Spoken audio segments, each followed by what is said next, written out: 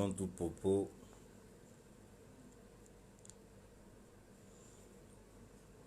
permettez-moi, même si je fais un peu tard, permettez-moi en cet instant solennel de commencer ma vidéo avec un léger sourire parce que la vérité a enfin éclaté au grand jour.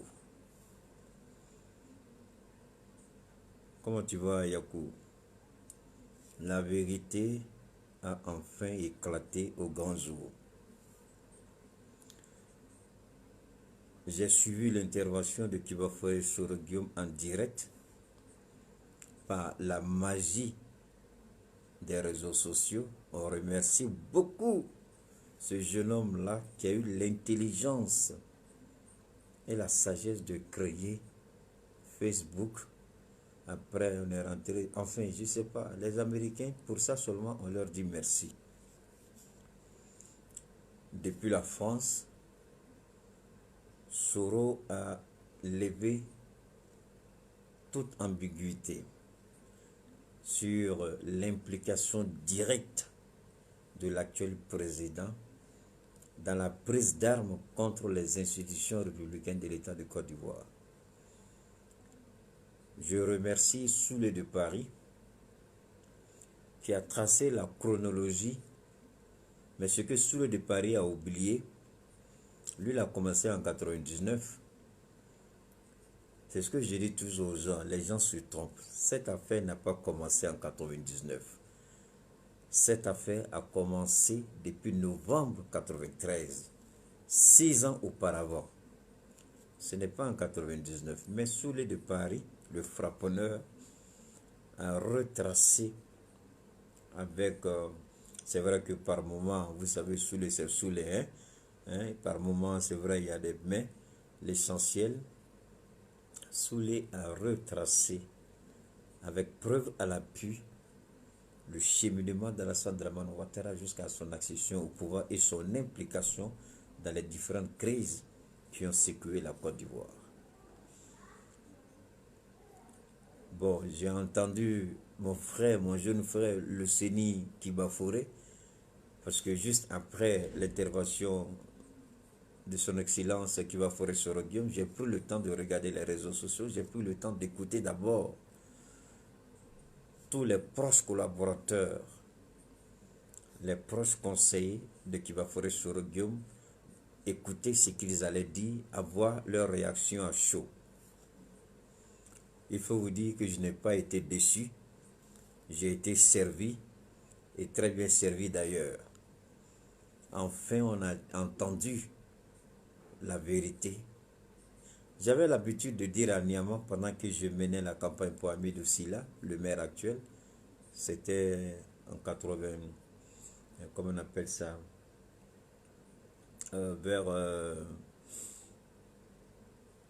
je ne me rappelle plus, mais c'était par rapport aux élections de 95. Pendant la pré-campagne et puis la période de la campagne, j'avais toujours l'habitude de dire que l'eau douce sort de la bouche du poisson. L'eau douce sort de la bouche du poisson. Et quand la tête est là, le genou ne porte pas le chapeau. Soro Kibafoye Guillaume, il n'y a pas plus personne apte à parler de cette rébellion que Soro Guillaume lui-même, qui était le secrétaire général des Forces Nouvelles, la branche politique. Puisque c'est lui qui a mené toutes les négociations jusqu'aux accords de Ouaga, comment on appelle ça, au dialogue direct de Ouaga, qui a abouti à l'organisation des élections en 2010 que vous savez tous. Et je ne vais pas répéter ce que les autres ont répété, mais cela ne m'empêche pas de faire ma propre observation. Parce que tout le monde regarde la même chose, mais tout le monde ne voit pas la chose de la même manière. Tout le monde regarde la même chose, tout le monde n'a pas la même lecture de la même chose. C'est pourquoi on dit Tout le monde ne dit pas la vérité, mais il y a la vérité dans ce que tout le monde dit. En d'autres termes, je vais essayer à ma modeste façon d'apporter ma petite contribution dans l'élaboration et l'éclatement glorieuse de la vérité. Enfin, la Côte d'Ivoire est libérée. Les gens disaient que la Côte d'Ivoire n'était pas encore libérée. C'est aujourd'hui que la Côte d'Ivoire a été définitivement libérée. Vous ne comprenez pas certainement le sens symbolique de ce que je dis parce que c'est juste une petite vidéo entre vous et moi. Mais ce que je dis est profond de sens. Les historiens parleront de ce jour. Les analystes politiques parleront de ce jour. Tous les grands observateurs de ce monde parleront de ce jour et de la conférence de presse que Soro a donnée. Quand je dis la Côte d'Ivoire est libérée aujourd'hui, c'est aujourd'hui véritablement que la Côte d'Ivoire a été libérée. Je vais vous expliquer. Suivez-moi, écoutez-moi attentivement. Vous allez comprendre ce que je veux dire par là. Ça va, mon frère Amani. La Côte d'Ivoire est libérée. Parce que pour que vous alliez à la paix, il faut que vous soyez libre. Tu ne peux pas avoir une arme au trempe et dire tu vas à la paix.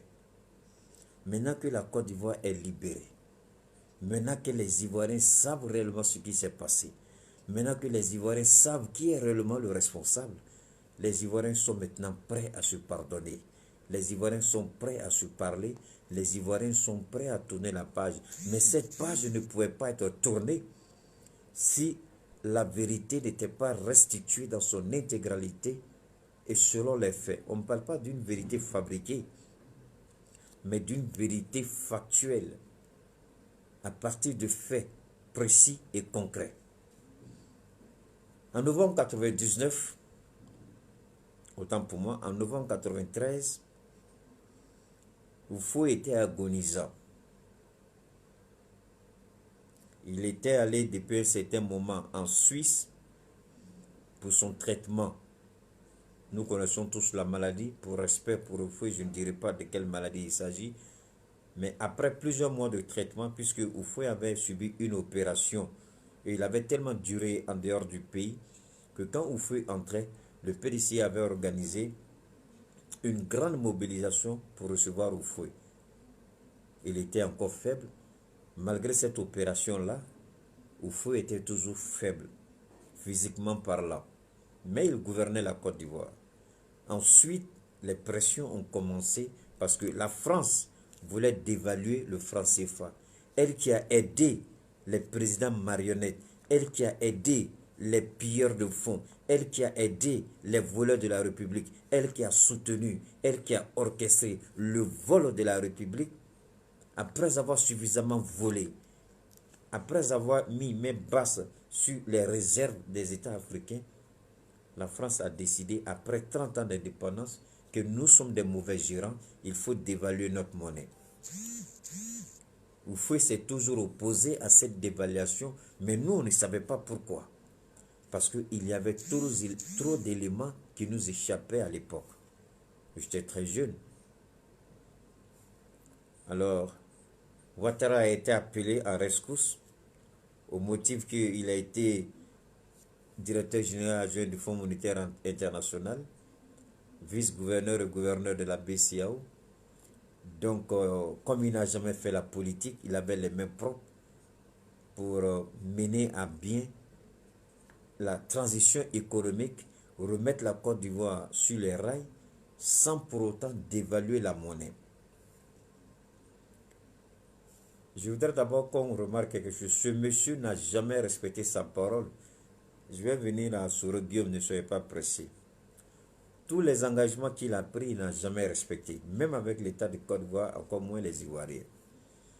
Il a fait croire aux Ivoiriens que là, on n'a pas besoin de dévaluer le franc CFA. Il a expliqué par des mécanismes comme c'est un soi-disant banquier, parce que moi je doute fort même des compétences de Ouattara. Je ne vais pas vraiment rentrer dans ce débat, mais je le dis, je doute fort. Par des publicité fallacieuse par-ci, par-là. Il a essayé d'embobiner. Mais Laurent Gbagbo, Francis Vaudier n'ont jamais été menés en bateau par Ouattara quand il était encore président interministériel avant d'être confirmé Premier ministre en 90 après les élections présidentielles entre Houphouët et Laurent Gbagbo. Alors, Houphouët, après cette élection-là, était affaibli. Alassane Ouattara avait plein pouvoir. Premier ministre et président de la République qui ne disait pas son nom. Bonsoir à toi, mon frère Ibra. Donc, de novembre 93 à décembre 93, Ouattara a goûté au plaisir du pouvoir. Pendant 3 ans, il avait la gestion de la Côte d'Ivoire entre les mains. Houphouët était malade, Houphouët ne décidait plus. C'est lui Ouattara seul qui entrait sur Houphouët, c'est lui Ouattara qui parlait à Houphouët, c'est lui Ouattara qui faisait signer les décrets, c'est lui Ouattara qui décidait. Personne ne décidait à la place du vieux. C'est Ouattara qui était le super premier ministre et en même temps président. Un président qui ne disait pas son nom. Après avoir goûté à la flamme du pouvoir, à la douceur du pouvoir, après avoir goûté au plaisir du pouvoir, à la richesse du pouvoir, à la gloire du pouvoir, il dit, ce qu'il a attrapé, il ne va pas laisser. On dit, on ne t'a pas appelé pour ça. On t'a dit, viens redresser l'économie. Celui qui t'a appelé, il est mort. Toi, il faut partir. Il dit, non, non, je ne vais pas. Ça veut dire que par ce seul acte, en voulant s'accrocher au pouvoir, il a violé un sacrement. Il a violé une promesse. Il a violé la raison pour laquelle il a été appelé en Côte d'Ivoire. Mais à cette époque, personne n'a prêté. On a tous regardé sous silence, on n'a rien dit. En novembre 93, Ouattara a su en ce moment que Houphouët n'allait plus jamais pouvoir se remettre sur pied. Alors Ouattara a commencé au sein de l'armée. Gueye, quand Gueye a été contacté, qui à l'époque était le chef d'état-major, bonsoir camarade, Gueye a refusé d'entrer dans le jeu de Ouattara. Fologo a refusé de rentrer dans le jeu de Ouattara. Gbagbo Laurent a refusé de rentrer dans le jeu de Ouattara. Francis Vaudier a refusé de rentrer dans le jeu de Ouattara. Seul Philippe Grégoire Yassé et quelques officiers de l'armée et sous-officiers avec à leur tête un certain Ibrahim Koulibaly dit Ibé, qui était son aide de camp. Ouattara s'est dit, s'il n'a pas le soutien de ces gens-là, l'armée peut bloquer à Gbagbo, à Bédié d'intervenir à la télévision. Et lui, il met la main sur la cour, je crois, la cour constitutionnelle ou la cour suprême à l'époque, puisque c'est cette cour-là qui devait constater la vacance du pouvoir et proclamer l'application de l'article 11 de la constitution ivoirienne. Et Ouattara a mis le grappin de l'autre côté pour ne pas que cette cour soit saisie. Lui, en tant que Premier ministre, c'est lui qui devait saisir cette cour-là pour leur notifier la mort d'Houphouët afin que les dispositions réglementaires, les dispositions légales, les dispositions constitutionnelles soient appliquées. Ouattara a dit non. Il a refusé. C'est vu à cet état de fait, cette tentative de coup d'État, un double coup d'État, constitutionnel et militaire, puisque les militaires ont été impliqués. Comment les militaires ont été impliqués? Les militaires étaient présents à la RTI le jour où Henri Konan Bédié allait pour faire sa déclaration à la télévision. Je vous ai raconté ce film-là tellement de fois que je ne sais plus combien de fois. Ce jour-là, soit Bédié mourait, soit Ouattara devenait président. Mais Dieu a décidé autrement. Il n'y a eu aucune goutte de sang versée et Bédié, conformément à la Constitution, a pu siéger comme président de la République de Côte d'Ivoire. Et vous savez le lendemain ce qui s'est passé. Ouattara, sans honte ni vergogne devant la primature, dit que lui, il attendait une réponse de Paris.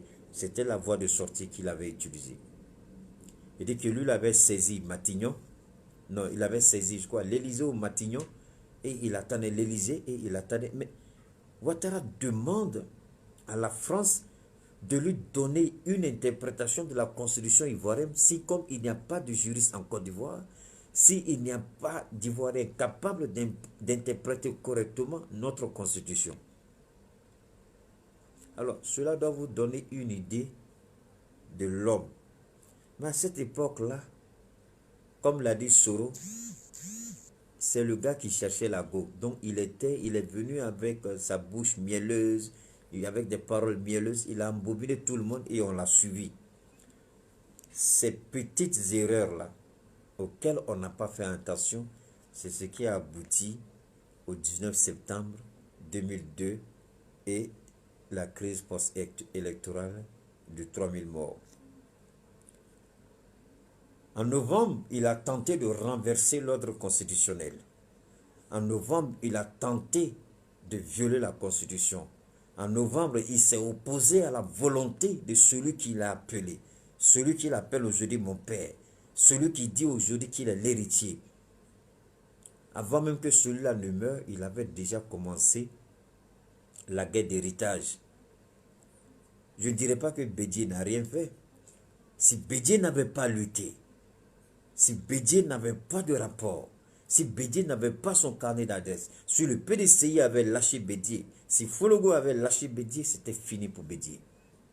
Ouattara prenait le pouvoir, Bédié allait être arrêté, jeté en prison. Bédié, Ouattara a joué de tous les moyens qu'il pouvait. Il a fait usage de tous les leviers qu'il pouvait pour nuire non seulement à la Constitution, mais surtout à l'État de Côte d'Ivoire. Alors, quand vous regardez ça, il y a un problème. Ça, c'était en novembre, hein, parce que beaucoup ont parlé du 24 décembre 1999. Moi, je vous ai toujours dit, je vais plus loin, pas que les autres, mais je vais plus loin pour vous permettre de comprendre. En novembre 93, je mets n'importe quelle personne au défi.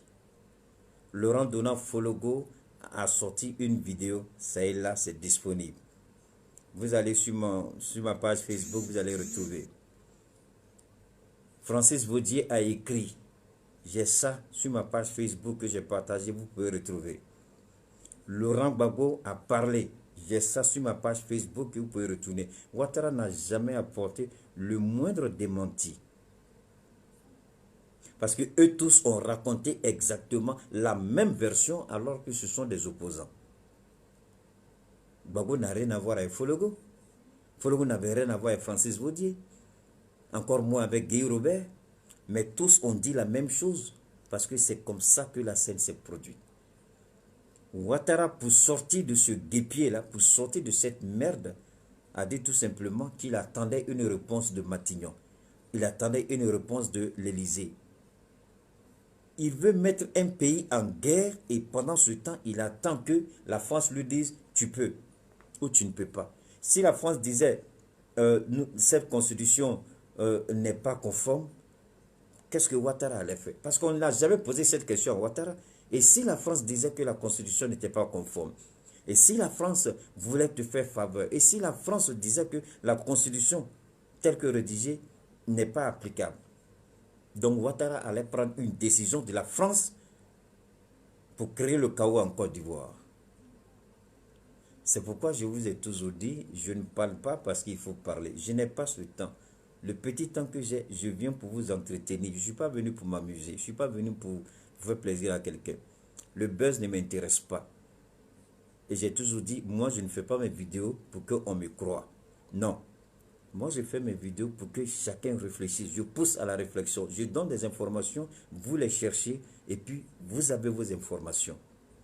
Moi, je n'ai rien contre Ouattara. Souvent, on le dit que Keïta... Non, non, non, non. Je n'ai rien contre Ouattara, mais je suis contre sa gouvernance. c'est une catastrophe et une malédiction pour l'État de Côte d'Ivoire et même pour la sous-région. Pourquoi? À travers l'écho, cette monnaie. Si j'ai le temps, je vais toucher un peu cette monnaie. C'est pourquoi je dis que depuis que j'ai commencé à faire des recherches sur Ouattara, je suis de plus en plus, le doute s'est installé un peu de plus en plus. Je doute même de ses compétences intellectuelles dont il parle tant. Je doute même de son PhD. Parce qu'on ne peut pas faire toutes ces années aux États-Unis et venir se comporter comme il se comporte. On ne peut pas faire toutes ces années aux États-Unis, un pays de démocratie. Vous savez, j'ai toujours dit, aux États-Unis, il n'y a pas véritablement de démocratie. Non, non, non, non, non. Demandez à n'importe. Aux États-Unis, il y a ce qu'on appelle la liberté d'expression. Il y a deux éléments fondamentaux de la Constitution américaine, il ne faut jamais s'amuser avec. Il y a ce qu'on appelle la légitime défense, c'est-à-dire on appelle ça le Second Amendment, le deuxième amendement, et puis la liberté d'expression. La liberté d'expression, même si tu vis illégalement aux États-Unis, la Constitution du pays te garantit la libre expression. Mais pourtant, leur démocratie, c'est la seule au monde. Deux pays ne pratiquent pas la démocratie comme les Américains. Ils sont seuls au monde à pratiquer leur système de démocratie, qui est en totale contradiction avec la démocratie standard que nous connaissons. Donc, les Américains, on ne peut pas dire qu'ils sont un modèle en matière de démocratie, mais ils sont un modèle en matière de liberté d'expression, en matière de respect de la Constitution, en matière d'institutions fortes et crédibles. Mais leur système d'élection présidentielle, par contre, pose problème. Ce n'est pas au suffrage universel direct, mais ce sont des grands électeurs qui élisent le président. Mais pour que les grands électeurs élisent le président doit gagner certains états clés. Ça, c'est une autre paire de manches, juste pour vous dire qu'il n'y a pas de démocratie parfaite. Ça n'existe pas. La perfection n'est pas de ce monde. Seul Allah subhanahu wa ta'ala est le Dieu de la perfection. Nous, on se débrouille. On est très loin de la perfection. On essaie de nous approcher. Alors, quand M. Ouattara, après tout ça, maintenant utilise le nom de la religion, il a voulu faire un coup d'État qui n'a pas réussi. Il a voulu remettre en cause l'ordre constitutionnel. Pour la première fois en Côte d'Ivoire, c'est Ouattara qui a tenté de remettre en cause la constitution de l'État de Côte d'Ivoire. La première fois dans son histoire, la Côte d'Ivoire a connu une crise constitutionnelle grâce à Alassane Dramane Ouattara. Parce qu'il voulait le pouvoir. Il a un problème avec la légalité Ouattara. Il a un problème avec la constitution. Il a un problème avec le droit. Il a un problème sérieux avec la loi. C'est-à-dire, il a un problème. Ouattara dit, quand c'est lui là, il n'y a pas loi, il n'y a pas respect. C'est-à-dire que tout ce que lui demande, il doit avoir. Aïe! Alors, si nous continuons, après avoir échoué à s'accaparer du pouvoir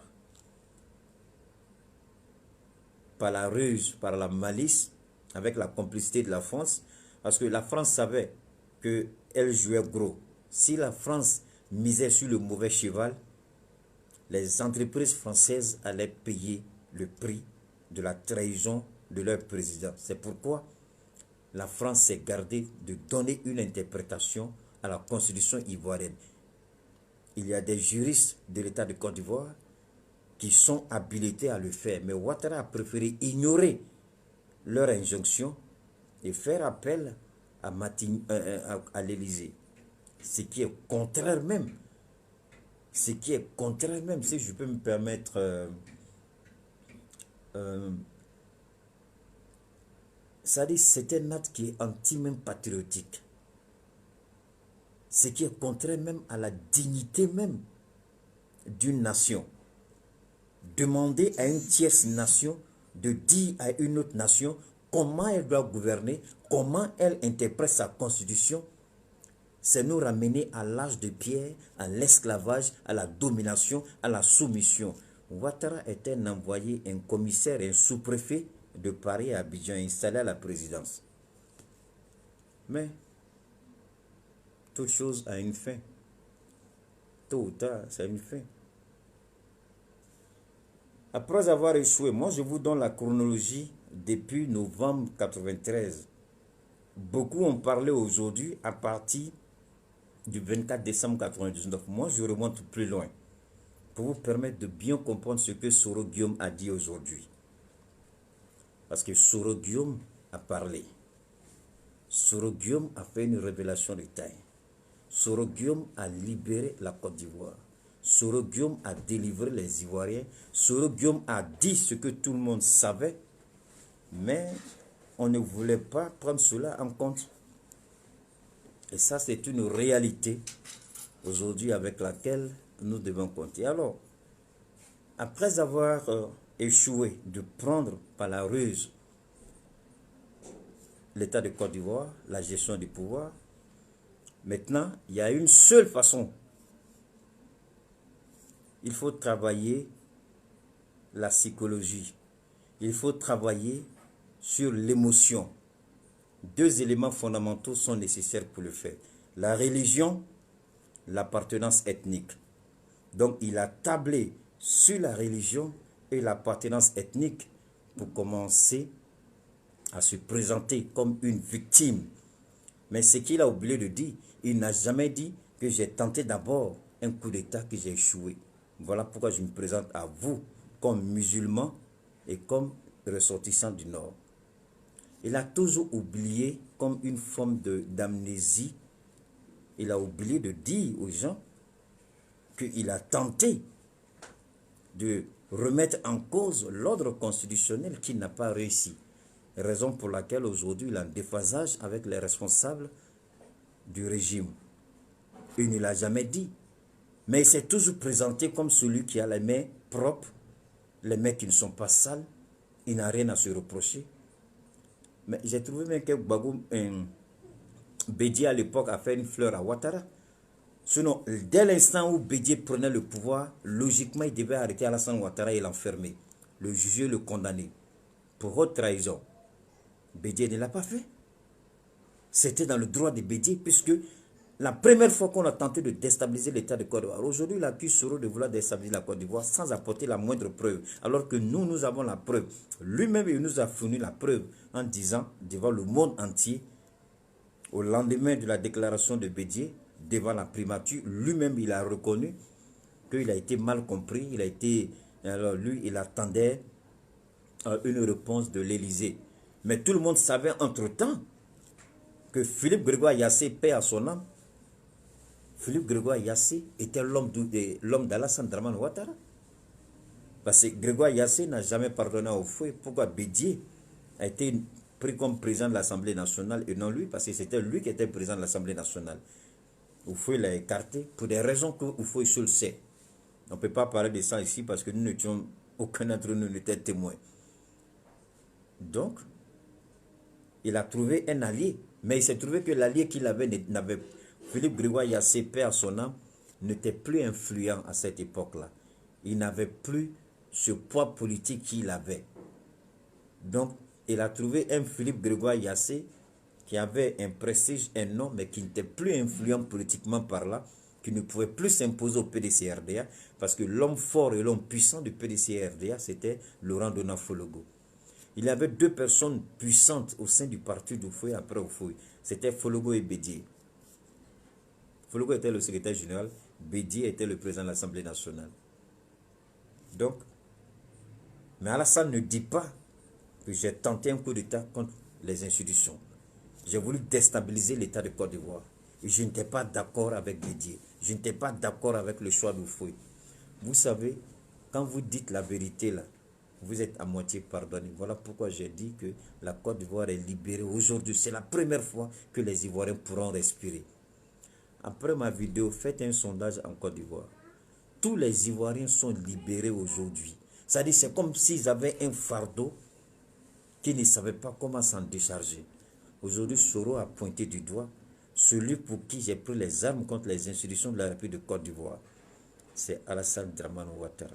Il est impliqué du début jusqu'à la fin. Et il y avait un deal entre Ouattara et moi depuis 2006. Donc ça veut dire que il était en contact avec Soro depuis 2006. Depuis 2006, ils étaient en contact. La rébellion a commencé en 2002. 4 ans après, il était en contact avec Soro. Et ils avaient un deal. Donc c'est dire que c'est lui qui, d'une certaine manière, donnait les instructions à Soro. Soro ne le dit pas ouvertement. Je crois que c'était un peu ça. Et je vais vous rappeler rapidement un fait. Vous vous rappelez de la tentative d'assassinat Soro à plusieurs reprises, mais je vais prendre le plus marquant. Lorsqu'ils ont bombardé le Fokker 100 dans lequel se trouvait Soro, on a vu les images. Vous avez vu ces images-là? Parce qu'au sein du RDR, au sein des forces nouvelles, quand Soro a accepté le dialogue direct avec Laurent Gbagbo, on dit que Soro a trahi la cause. Raison pour laquelle il faut le tuer. Et personne ne pouvait prendre cette décision sans consulter Ouattara au préalable. Et je vous ai dit, moi je vous fais des révélations depuis un bout de temps. C'est une logique simple. Quelque chose, c'est moi je finance. Est-ce que tu peux prendre le risque d'ôter la vie à celui que moi j'ai mis là comme mon porte-parole sans que toi tu me demandes, sans que je te donne l'autorisation? C'est une logique simple là. Quelque chose m'appartient. Je nomme quelqu'un pour gérer à ma place et certains dans mon entourage sont mécontents de celui que j'ai nommé. Est-ce qu'on peut lui faire un coup d'état sans pour autant que moi je ne sois informé et que je ne donne ma caution morale? Donc la tentative d'assassinat, Soro ne le dit pas directement, mais la tentative d'assassinat contre Soro Guillaume, est-ce que Ouattara n'avait pas sa main dedans? C'est la question qu'il faut se poser. Je ne dis pas, je dis, mais c'est la question qu'il faut se poser. Au vu des révélations d'aujourd'hui, au vu de tout ce que Soro a dit aujourd'hui, il y a des raisons de douter qu'il ne soit pas impliqué ou qu'il n'était pas informé de la tentative d'assassinat. Parce que ce n'était pas le camp Gbagbo. Ce n'était pas Gbagbo. Soro lui-même il a dit, c'est dans son propre camp. Mais il savait aussi qu'on ne pouvait pas attenter à sa vie si Ouattara n'avait pas donné sa caution morale. C'est une logique simple. S'il est le père de la rébellion, qui pouvait toucher au secrétaire général des forces nouvelles sans avoir touché un mot au qu'on appelle au père de la rébellion qui était Ouattara lui-même. Qui pouvait toucher à Soro sans que Ouattara ne soit au courant? Personne. Puisque Soro rendait compte fidèlement chaque fois après chaque rencontre. Après les négociations, il rendait compte fidèlement à Ouattara. J'ai écouté Soule de Paris qui disait que Amadou Maoro, celui qui est mort là, l'ancien, ce grand journaliste là qui est mort, j'ai même regardé la vidéo, il dit, quand ils vont en négociation, Soro dit une chose, le lendemain, Soro vient, il dit autre chose. Donc en d'autres termes, il y avait une main noire et invisible qui manipulait les décisions de Soro. Et cette main noire et invisible, Soro l'a dit aujourd'hui, c'est Alassane Dramane Ouattara. Donc, après avoir échoué pour la première fois de déstabiliser l'État de Côte d'Ivoire, quand tu dis que Soro a voulu déstabiliser l'État de Côte d'Ivoire, je rappelle aux Ivoiriens et je rappelle à tous ceux qui écoutent, qui me regardent et qui partagent ma vidéo, la toute première fois que l'État de Côte d'Ivoire a été menacé, c'était en novembre 1993. Les documents existent, les faits sont là, on peut les consulter à n'importe quel moment.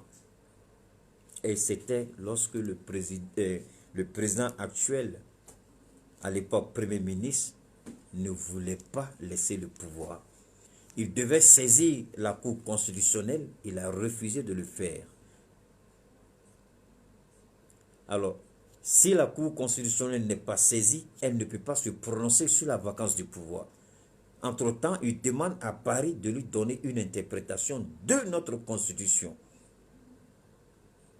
Mais, un autre fait, il prend un détachement des forces armées de Côte d'Ivoire, à l'époque on appelait FANCI, il prend un détachement des forces nationales de Côte d'Ivoire pour aller encadrer la RTI et ne permettre à personne d'avoir accès au studio de la télévision ivoirienne. Il savait que ce jour-là, Bédié allait à la RTI pour faire une déclaration. Vu qu'il a bloqué le processus constitutionnel, Bédié maintenant va passer devant le peuple pour dire que c'est lui le président. Cela ne doit pas se faire. Il a envoyé un détachement militaire à la RTI. Les militaires qui ont fait ça, ils sont vivants. Ceux qui sont témoins de la scène sont vivants. Ce n'est pas dans l'air. Il y a des documents pour attester ce que je dis. Les preuves sont là. Bédié ce jour est parti avec un détachement de la gendarmerie. Il y avait les deux forces en présence, les militaires et les gendarmes. Ils étaient sur le point de se tirer les uns sur les autres.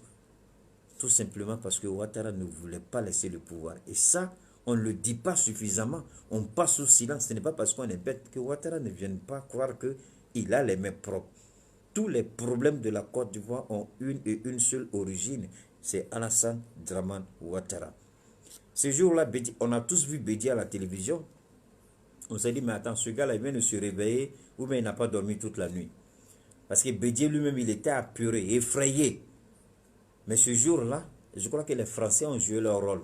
Parce qu'ils ont demandé au 43e BIMA d'appuyer la gendarmerie. C'est ce qui a fait que l'armée de Côte d'Ivoire ne s'est pas engagée. C'est ce qui a fait que l'armée de Côte d'Ivoire n'a pas voulu engager un combat direct avec la gendarmerie. Parce que le 43e BIMA avait déjà prêté allégeance au président Bédié. Et c'est cette force-là, hein, je sais pas, ceux qui sont positionnés à Port-Bouil, près de l'aéroport, ils étaient déjà en position pour appuyer la gendarmerie. C'est au fait de ces informations que les militaires, quand ils ont appelé pour savoir ce qu'ils devaient faire, on leur a dit de rentrer à la base. Bédié est rentré et fait sa déclaration. Ouattara ne parle pas de ça. Les faits sont inscrits, les faits existent. On ne peut pas falsifier l'histoire. L'histoire est récente, on ne peut pas la falsifier de cette manière. Mais après, quand il est venu, il a dit quoi? Il dit parce que je suis du Nord, je suis musulman. D'abord, je vais dire une chose. L'appartenance religieuse d'Alassane, je la mets sérieusement en doute. Un musulman, la dernière fois, je vous ai donné un tout petit aperçu de ce qu'on pourrait appeler musulman. Le musulman, d'abord, l'islam, c'est une religion de paix, de tolérance, de pardon, de partage, d'humilité, de soumission et d'adoration. Il y a différents piliers de l'islam qu'il faut respecter. Un bon musulman, un vrai musulman, un musulman qui connaît la parole de Dieu, c'est pourquoi Dieu a dit, avant de m'adorer, il faut chercher à me connaître. Si tu me connais, tu sauras comment m'adorer. Mais celui qui ne connaît pas Dieu, comment il pourra avoir la crainte de Dieu, l'amour de Dieu, comment il pourra parler de la parole de Dieu? Parce que Dieu est clair. Il dit, chaque fois que tu vois une personne démunie, que tu viennes en aide à cette personne. C'est à moi, Dieu, que tu as fait du bien. Chaque fois que tu vois quelqu'un qui est affamé et que tu lui donnes à manger, c'est à moi, Dieu, que tu as donné à manger. Chaque fois que tu vois quelqu'un qui n'a pas un abri, tu lui donnes un abri, c'est à moi, Dieu, que tu as donné un abri. Chaque fois que tu vas rendre visite à quelqu'un en prison, où tu fais tout pour que la personne sorte de prison, c'est à moi, Dieu, que vous avez rendu service. Quelqu'un a déjà vu Dieu en prison? Quelqu'un a déjà vu Dieu dire la fin? Mais Dieu dit, chaque fois que nous rendons ces services-là à nos semblables, c'est à lui, Dieu, que nous faisons honneur. Maintenant, revenons dans la pratique. Appliquons ça sur Ouattara. Depuis que Ouattara et Soro se sont séparés, on a vu ce qui s'est passé. On a vu comment les gens ont été renvoyés en cascade. Comment les gens ont été chassés en cascade. Avant Soro, d'abord, Henri Konan Bédié. Tous les cadres et responsables du PDCRDA qui étaient dans l'administration ont été limogés, renvoyés et n'y a plus de discussion. Ils sont tous partis. Quand ça a été le cas avec Soro, ce fut la même chose. Mais ce qui est malheureux, Ouattara s'est appuyé sur deux éléments identitaires très dangereux. Mais des choses qui vont se retourner contre lui-même. D'abord, il a utilisé la religion à ses fins. Il dit parce que je suis musulman. Tu n'as pas besoin de dire parce que je suis musulman. Ceux qui te connaissent savent si oui ou non tu es musulman. On ne se décrète pas musulman. On ne naît pas musulman. On devient musulman. Ton père et ta mère peuvent être musulmans, mais toi-même tu ne seras jamais musulman. On ne naît pas musulman, on devient musulman. On ne décrète pas qu'on est musulman, on devient musulman. En devenant musulman, c'est un choix libre et volontaire. J'accepte de me soumettre aux exigences de Allah subhanahu wa ta'ala. J'accepte de me soumettre aux directives du prophète Mohammed sallallahu alayhi wa sallam. J'accepte de me conformer à la volonté de Dieu à travers son messager. J'accepte d'être aujourd'hui soumis à la volonté de Dieu. J'accepte la parole de Dieu, je me soumets à la volonté de Dieu et je fais ce que Dieu m'a ordonné et je rejette ce que Dieu m'interdit. C'est moi qui ai écrit le Coran. Quand le Coran descendait même là, mes parents n'étaient même pas nés. Mais les écritures sont là. Quand vous regardez Ouattara, en quoi est-ce que Ouattara était musulman? À vous de juger. Moi, je vous ai dit, je n'amène jamais quelqu'un à me croire forcément.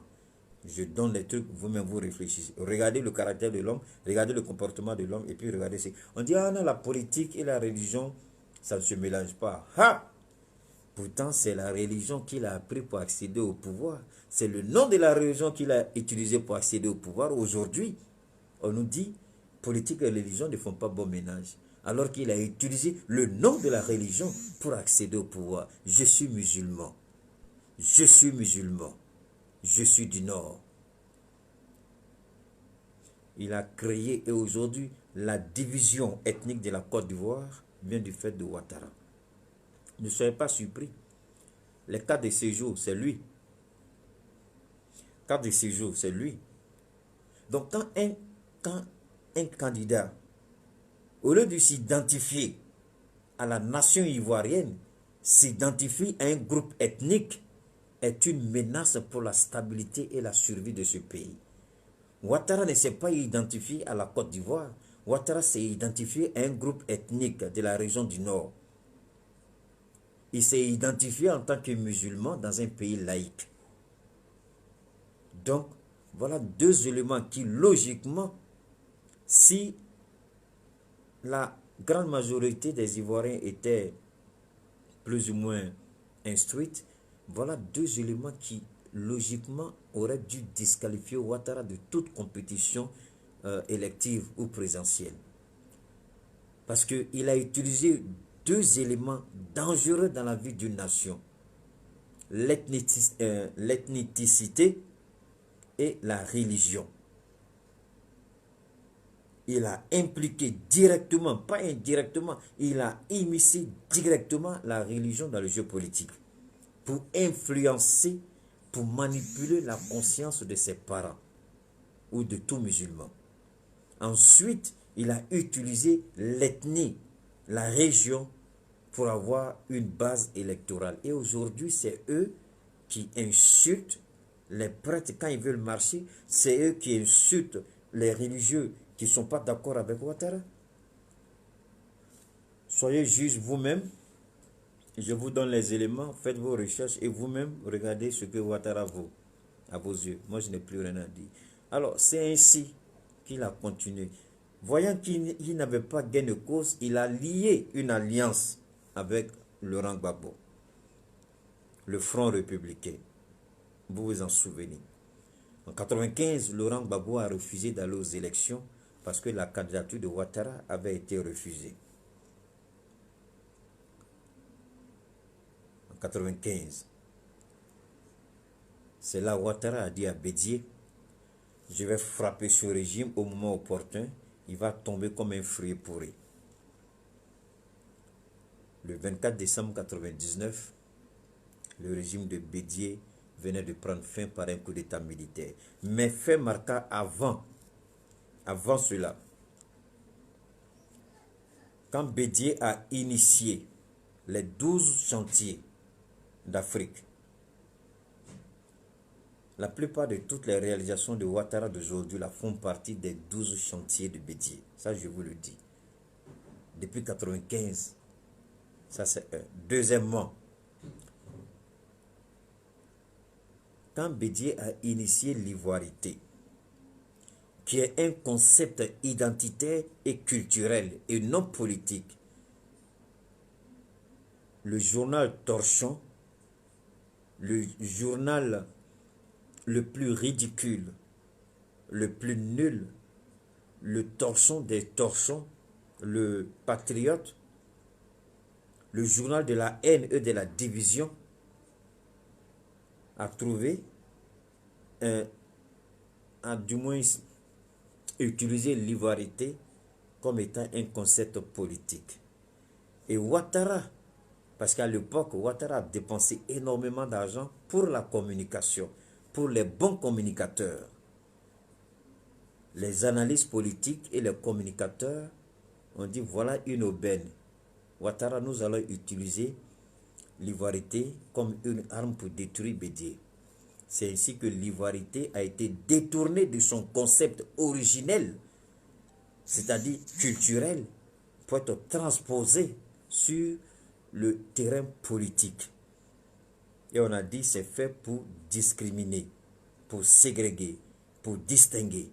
Et que l'ivoirité est... Même aujourd'hui, il y en a qui pensent que l'ivoirité était une... Même aujourd'hui, même Soros jusqu'aujourd'hui, il y en a qui ne croient pas que l'ivoirité était un concept culturel. Moi, depuis toujours, j'ai toujours cru en l'ivoirité comme étant un concept culturel. Je ne l'ai jamais douté de l'ivoirité depuis le premier instant où on a présenté l'ivoirité jusqu'à ce jour. Je n'ai jamais douté. C'est pourquoi je défends toujours l'ivoirité. C'est parce que les gens... C'est-à-dire quand vous avez affaire à une population qui est à 60-70% analphabète, c'est difficile souvent de se faire comprendre. La pédagogie demande du temps.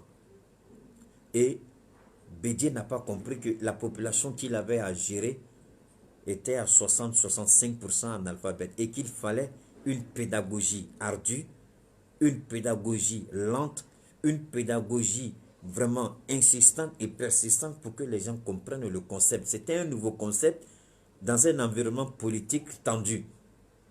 Donc les gens ont saisi l'opportunité pour en faire tout simplement un concept politique. L'ivoirité n'a jamais été politique jusqu'à ce jour.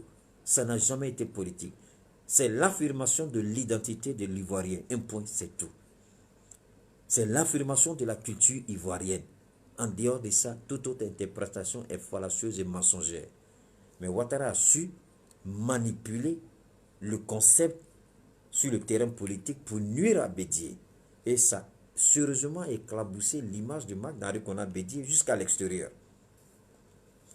Je vous dis tout ça pour que vous compreniez à qui on a affaire. Et 2020, si on ne prend garde, celui qui a fait toutes ces choses-là en 2020, ce sera la totale. Parce que 2020, c'est l'apothéose de sa gloire. Et il va permettre à personne de nuire à son apogée. Je vous envoie les éléments pour que chacun comprenne à quoi est-ce que nous allons nous attendre en 2020. C'est pourquoi je relate toutes ces choses-là, étape par étape, je prends mon temps pour expliquer. Après la question de l'ivoirité, l'ivoirité a servi de moyen pour manipuler l'esprit de l'armée ivoirienne. Les jeunes IB et autres, IB, Zarazaga, comment on appelle, Chérif Ousmane, enfin tous ces gars-là, et Ouattao, tous. Donc l'ivoirité, Ouattara les a recrutés au sein de l'armée. Il dit, je vais frapper ce régime, il va tomber. Parce que Ouattara avait déjà recruté ces jeunes gens au sein de l'armée. Ils ont frappé, ils ont profité d'une situation et ils ont frappé le pouvoir. Le pouvoir est tombé. Ouattara dit, mais si c'est moi qui ai fait le coup d'État, pourquoi je n'ai pas été président? Ouattara croit qu'on est bête, on n'est pas bête. Ouattara n'a pas fait le coup d'État pour être président. Ouattara a fait le coup d'État pour qu'il soit candidat et être élu démocratiquement, de sorte qu'il ne porte pas l'étiquette du coup d'État. Donc Ouattara a soutenu les jeunes gens dans leurs actions. Il les a encouragés dans leurs actions, il les a motivés dans leurs actions. Ils ont fait le coup d'État, Bédié est tombé, ils ont fait appel à Gueye, croyant que Gueye allait se mettre de leur côté. Et ça, c'était le mauvais calcul. C'est le mauvais calcul, parce que Gueye n'a jamais soutenu Alassane. Et quand ils ont fait appel à Gueye, c'est là que Dieu a joué son tour. C'est là que Dieu a sorti sa magie. C'est là que Dieu a sorti sa ruse.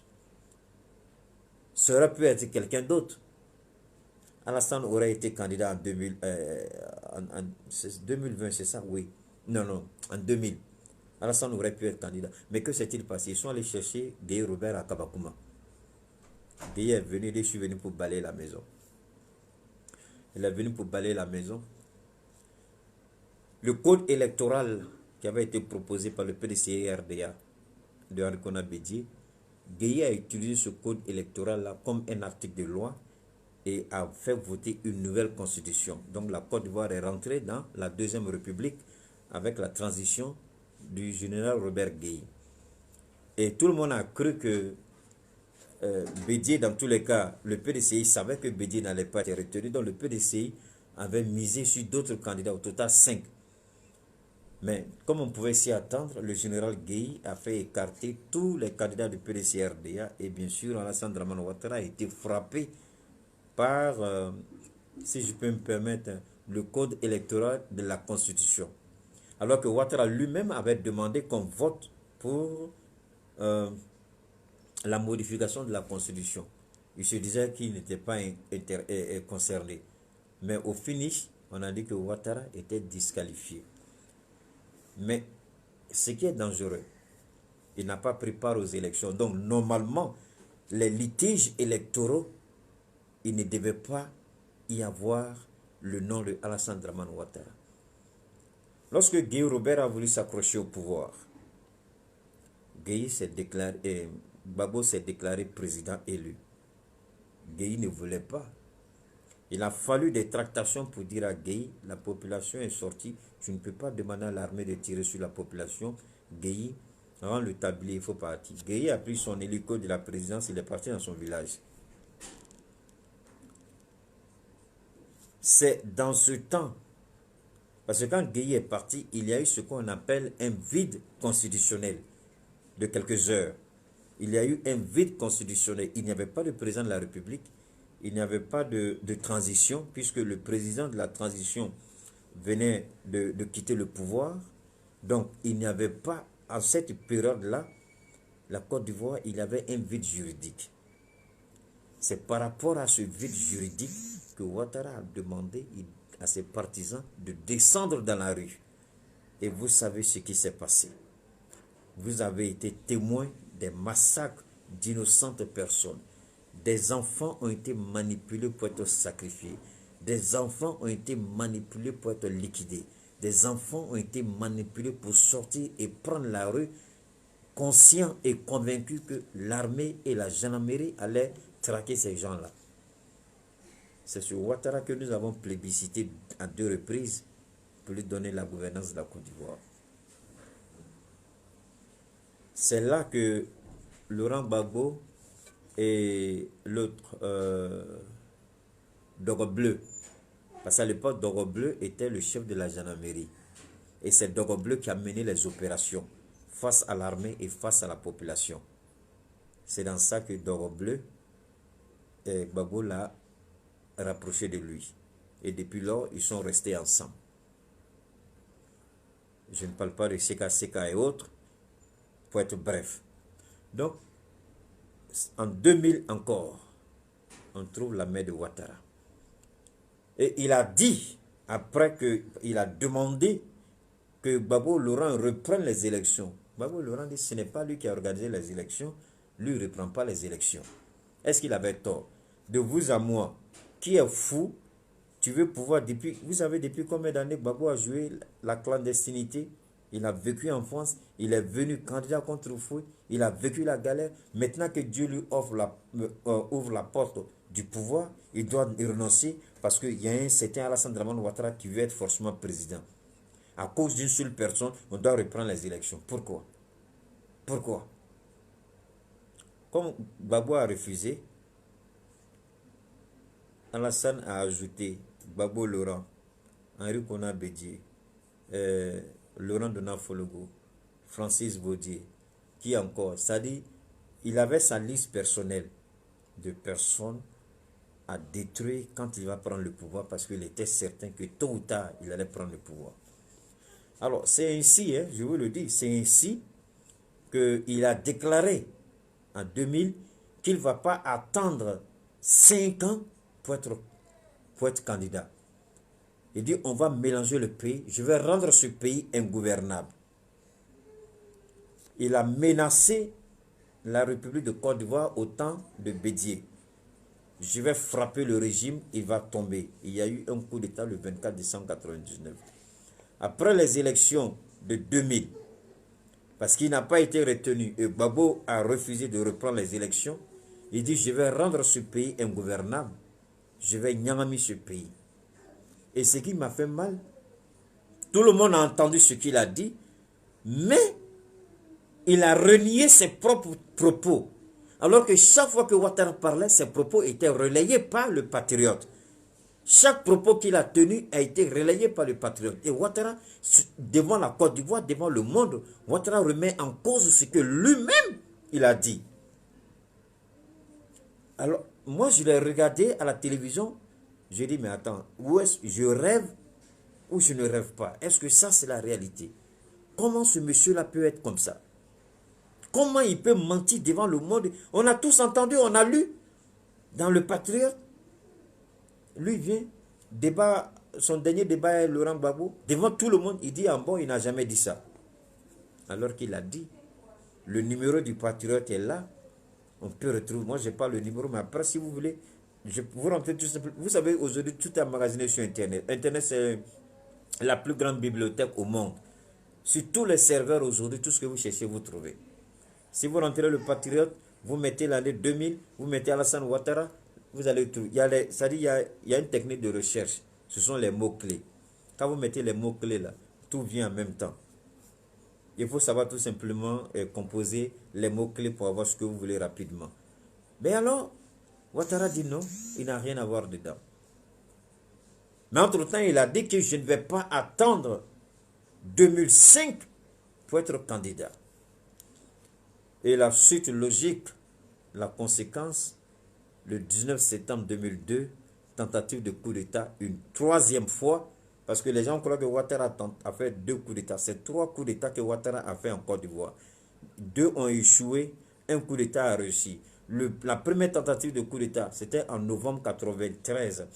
La deuxième tentative de coup d'État qui s'est vraiment soldée par un coup d'État, c'était le 24 décembre 1999. La troisième tentative de coup d'État, c'était le 19 septembre 2002. Voilà les 3 dates clés qui ont fait plonger la Côte d'Ivoire dans le chaos total, dans les crises à répétition. Et une seule personne est à l'origine de ces 3 tentatives de coup d'État. Alassane Dramane Ouattara. Moi, je n'invente rien. On peut me détester, on peut m'haïr, on peut m'insulter, on peut me menacer, mais les faits sont là, les faits sont têtus. Tout ce que je dis, c'est avec preuve à l'appui. Je ne viens pas vous les présenter parce que ça, ce n'est pas mon travail. Je vous incite à la réflexion. Je vous demande d'aller là où il faut. Je vous dis là où se trouvent ces preuves-là. Vous allez, vous les lisez. Si c'est contraire à ce que je dis, venez, faites votre vidéo avec la preuve. Dites que Keïta a menti. Si vous le dites, moi, à partir de ce jour, je ne ferai plus jamais de vidéo dans ma vie. Je me retire purement et simplement. Parce que si je n'aime pas une chose là, c'est d'avoir tort. Mais j'ai toujours prié pour que je puisse avoir tort. Vous vous rappelez certainement. Je vous ai toujours dit, ce qui me fait mal, c'est que j'ai toujours raison. Et moi, je ne veux pas avoir raison. Parce que j'ai des raisons. Et le fait que j'ai raison n'est pas bon pour la Côte d'Ivoire. Ce sont des mauvais signes. Parce que ce que je dis se réalise. Ce que je prédis se réalise. Je ne suis pas divin, je ne suis pas marabout, je ne suis pas seulement, je suis un observateur de la scène politique. Je sais mettre les éléments ensemble, je fais une observation Et à partir de l'observation, je fais tout simplement une projection. Et cette projection, il y a 90% de chances que la projection soit vraie. Tout ce que j'ai dit de Ouattara jusqu'aujourd'hui, avant ce qui arrive à Soro Guillaume, à moins que Soro ne veuille cacher la vérité. Rentrez dans ma page Facebook, il y a 4 ans de cela. Allez fouiller. Si ce qui arrive au Soro aujourd'hui, je ne l'ai pas dit, je ne l'ai pas annoncé. Ce qui est arrivé à Bédier, si je ne l'ai pas dit, je ne l'ai pas annoncé. Quel sera le RHDP? Si je ne l'ai pas dit, je ne l'ai pas annoncé. Allez fouiller si je n'ai pas fait. Vous allez tout trouver. Alors, le 19 septembre 2002, tentative de coup d'État, en même temps rébellion. Une rébellion que Ouattara a toujours refusé la paternité. Et aujourd'hui, Soro Guillaume a éclairé la lanterne de tout le monde en disant aujourd'hui, aux côtés il n'a pas parlé parce qu'il devait parler. Il était entouré de ses avocats. Il a pris conseil avec ses avocats. Et il a décidé de dire ce qu'il en est. Et Soro Guillaume a dit que le coup d'État manqué du 19 septembre 2002, la rébellion du 19 septembre 2002, il y a un seul père, un seul responsable, c'est Alassane Dramane Ouattara. Voilà pourquoi j'ai dit que la Côte d'Ivoire est libérée. La Côte d'Ivoire est libérée d'un lourd fardeau. Gbagbo Laurent, depuis la Haye, assis, il rit. Je dis depuis la Haye, autant pour moi. Depuis la Belgique, Gbagbo Laurent rit. Il a dit, vous me combattez à cause de quelqu'un, mais vous ne le connaissez pas. Il a dit, Alassane Dramane Ouattara était menteur. Le journaliste français a dit, monsieur le président, il dit, non, non, non, je ne sais pas trop fort. Il n'y a pas d'autre qualificatif. Alassane Dramane Ouattara était menteur. Ce n'est pas moi, Laurent Gbagbo l'a dit. Il dit, ce que Ouattara va montrer aux Ivoiriens, ils vont comprendre. On veut nous faire croire que Ouattara a fait de belles réalisations. Je dis oui. Mais à quel coût? Si nous prenons au minimum 7 000 milliards, au bas mot, 7 000 milliards comme budget de fonctionnement de l'État de Côte d'Ivoire, 7 000 milliards, sur les 10 ans, ça fait 70 000 milliards. C'est pas ça? Ou bien si nous prenons, descendons même jusqu'à 6 000 milliards, parce qu'aujourd'hui, le budget de la Côte d'Ivoire avoisine les 10 000 milliards, 9 000 et quelques. Donc, descendons, c'est pas grave, descendons à 6 000 milliards. Faisons une moyenne de 6 000 milliards sur les 10 ans, ça fait 60 000 milliards. 60 000 milliards plus les, je crois, 17 ou 14 000 milliards de dettes qu'il a pris. Ça nous fait à peu près 70 000, 77 à 80, arrondissons à 80 000 milliards. Je voudrais qu'on me montre en Côte d'Ivoire toutes les réalisations de Ouattara. Ça dit d'une valeur de 40 000 milliards seulement. Les réalisations de Ouattara, ils n'ont qu'à chiffrer si ça vaut 40 000. Prenons la moitié sur les 80 000 milliards. Prenons la moitié 40 000. Ils n'ont qu'à chiffrer si ça vaut 40 000 milliards. Si ça vaut 40 000 milliards, je dirais, ah, il a fait un peu. Mais il ne suffit pas de construire 2, 3 routes, dire que Ouattara a fait. Mais l'argent qu'il a eu là, c'est combien? Qu'est-ce qu'il en a fait? Moi, c'est ça. On dit, oh, mais et les autres? Il dit, mais écoutez, vous ne pouvez jamais comparer la gestion de Laurent Gbagbo à celle d'Alassane Dramane Ouattara pour plusieurs raisons.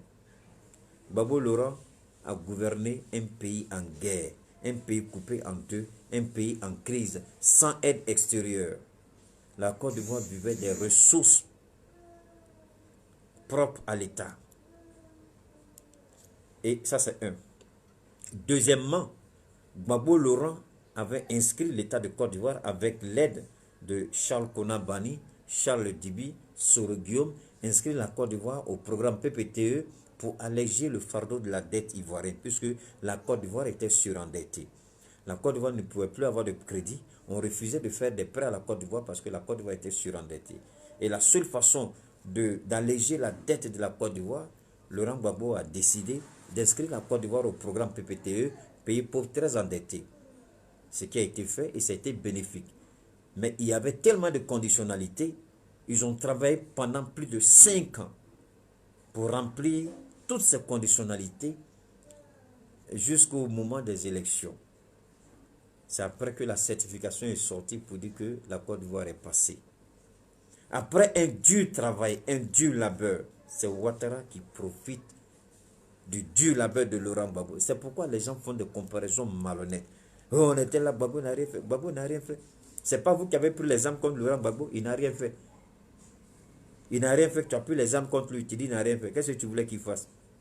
Non seulement le pays était divisé, le pays était en guerre, mais il devait payer en même temps les dettes publiques et privées de l'État de Côte d'Ivoire. Et vous espérez quoi de la part d'un tel président? Comparer ce qui est comparable. On ne peut comparer Ouattara ni à Bédié, ni à Gbagbo, parce qu'il a empêché Bédié de travailler. Il dit, je vais rendre ce pays ingouvernable. Il n'a pas rendu. Est-ce que Bédié pouvait travailler? On n'a qu'à être réaliste. C'est vrai. Il avait des relations, à travers sa femme maudite, là, il avait des relations. Il a vraiment joui de ces relations pour créer tous les problèmes aux responsables de Côte d'Ivoire. Mais plus maintenant, parce que ça, c'était dans les années 80-90. Aujourd'hui, en 2020, là, il ne peut pas. Il a son carnet d'adresse. Nous aussi, nous avons notre carnet d'adresse qui est Facebook. Quand lui me fait pour le nom, et puis on parle pour nous sur Facebook. Lui-même, il a dit, il a reconnu.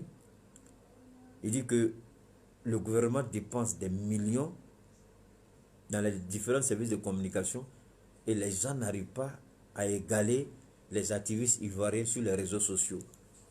Que lui n'arrive pas à comprendre comment nous on arrive à dominer avec tous les moyens de l'État mis à la disposition des différents ministères, comment les réseaux sociaux, comment nous on arrive à damer le pion. Mais parce qu'on est dans la vérité. Et puis nous, c'est par conviction, personne ne nous envoie. On vient, on dit notre chose, on s'en va. Non, on ne vient pas pour parler pour les beaux yeux de quelqu'un. Comme je l'ai tous dit, moi, je ne fais pas ça pour quelqu'un. C'est pourquoi j'ai pris mon temps pour bien expliquer aux gens. Si vous croyez que je fais ça là pour Soro Guillaume, là, vous vous trompez. Je peux mener un combat avec Soro Guillaume. Je peux l'aider si c'est nécessaire, mais je ne fais pas ça pour lui. Je fais ça pour la stabilité du pays. Je fais ça pour les Ivoiriens. Je ne fais pas pour, ni pour Gbagbo, ni pour Soro, ni pour Blé, ni pour personne, mais pour l'État de Côte d'Ivoire. Je ne recherche aucune gloire. Je ne recherche pas le nom, ça ne m'intéresse pas, c'est le dernier de mes soucis. Mais dire que je ne parle pas avec ces responsables-là, ce serait faux. Je parle avec eux, ils m'appellent, ils m'envoient des messages, nous échangeons. Mais je ne suis pas, si vous voulez, à la merci d'un politicien qui peut me manipuler comme il veut, qui peut me dire ce que je dois faire. Non. Aucun politicien en Côte d'Ivoire ne peut lever la main pour dire que lui peut me manipuler. Si vous a dit ça, donnez-moi son nom. Je vais l'interpeller en direct pour lui demander devant vous. Tu ne peux pas. Je fais ça par conviction pour que l'État de Côte d'Ivoire puisse avoir des institutions fortes. Parce que les hommes passent, les institutions demeurent, le pays demeure. C'est la seule satisfaction. Quand aujourd'hui, moi, des parents m'appellent pour dire qu'ils sont contents parce que j'ai fait une vidéo, on a libéré leur enfant, j'ai fait une vidéo, on devait les chasser, on les a plus chassés, j'ai fait une vidéo, il y avait telle situation, ça a été résolu. Quand des gens m'appellent pour me parler de ça, ça n'a pas de prix. Ça n'a pas de prix. Moi, je ne peux même pas consulter ma boîte. Moi, les messages que je reçois par jour, je ne sais pas, peut-être 10 000, sinon plus. Je ne regarde même pas. Souvent, je suis obligé de nettoyer la mémoire de mon téléphone. Oui, j'arrive. Ok, excusez-moi, il veut regarder un truc. Tu me fatigues trop. Attends, tu vas y aller. Ok, c'est fini, il faut regarder. Alors, pour dire que quand les gens, par exemple, m'appellent pour dire que merci, M. Keïta, ou bien quand, par exemple, quelqu'un est en prison, je fais une vidéo et que ses parents lui montrent la vidéo, et puis le monsieur, il sort de prison. La première personne à qui il veut parler, il dit appeler Keïta. On m'appelle, le monsieur me dit, il me parle en larmes, j'ai vu la vidéo que tu as fait pour moi, je vais te remercier. Mais ça n'a pas de prix. Ça n'a pas de prix. Donc, c'est un peu ça. Donc, c'est pourquoi nous devons comprendre une chose.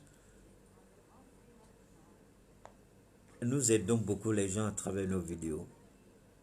Nous soutenons les familles. Mais en même temps, nous nous battons du côté de l'opposition pour un mieux-être social de tous les Ivoiriens, pas seulement de l'opposition. C'est pourquoi je le dis, j'insiste et je persiste. Soro aujourd'hui a libéré la Côte d'Ivoire d'un lourd fardeau. Soro s'est libéré lui-même et il a libéré la Côte d'Ivoire. en disant aujourd'hui à la face du monde qui est réellement Alassane Dramane Ouattara, qui était à l'origine du coup d'État.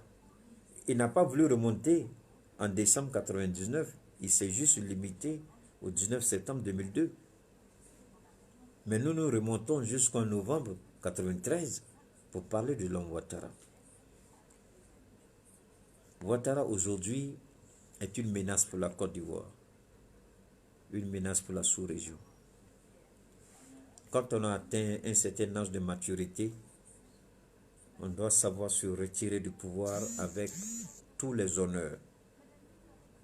Quel que soit le plaisir du pouvoir aujourd'hui, qu'est-ce que lui, Ouattara, il attend encore de la Côte d'Ivoire qu'il n'a pas encore eu. Donc je voudrais tout simplement dire à M. Ouattara que s'il se retire avec tous les honneurs, son nom sera marqué en lettres d'or, même si je suis contre.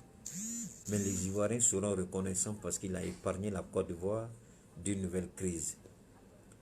Mais s'il veut s'entêter, brader les élections, s'imposer ou imposer un candidat, vouloir manipuler, truquer les élections pour que le RHDP soit vainqueur, personne ne le souhaite. Espérons tout simplement que ce ne sont que des spéculations, que rien ne se passe. Parce qu'aujourd'hui, Ouattara sera tenu responsable. Parce que ce qu'il oublie, ce que Soro Guillaume vient de dire, a dédouané Laurent Gbagbo. La CPI a entendu. La CPI doit-elle voir encore Laurent Gbagbo comme étant une menace pour la Côte d'Ivoire? Y a-t-il des raisons pour imposer encore des conditions à sa libération?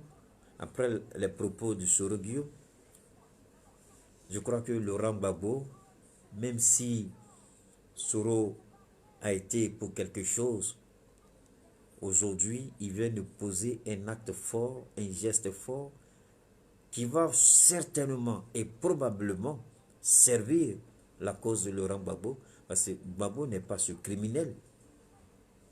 Gbagbo n'est pas ce bandit au col blanc. Gbagbo n'est pas une menace pour la Côte d'Ivoire.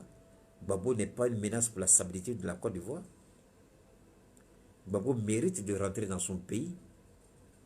Il mérite, c'est un Ivoirien de sang, un pur Ivoirien.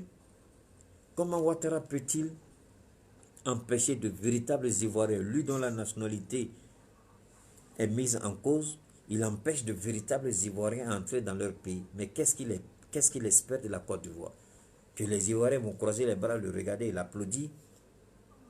Bon, ce qu'il cherche, il va trouver. On dit qui cherche, trouve. La vérité a été établie. Nous disons merci à Soro Guillaume. Et il n'y a plus d'ambiguïté. Désormais, tout le monde sait que c'est Ouattara qui est le père de la rébellion. C'est lui qui a financé la rébellion, comme Kone Zakaria l'a dit. Ce n'est pas moi qui le dis. La vidéo existe. Kone Zakaria a dit, tout ce qu'on fait, c'est à cause de Ouattara. C'est lui qui a dit qu'il ne connaissait pas Kone Zakaria. Mais c'est aujourd'hui Kone Zakaria qui est l'homme de main d'Alassane Dramane Ouattara. Quelqu'un que tu ne connais pas, c'est lui qui est envoyé pour faire ce qu'on appelle les sales besoins de Ouattara. On a beaucoup de choses à se dire. Pour l'instant, je me limite à là, tout en vous souhaitant une bonne soirée. J'espère que chacun fera ses propres recherches et tirera ses propres conclusions.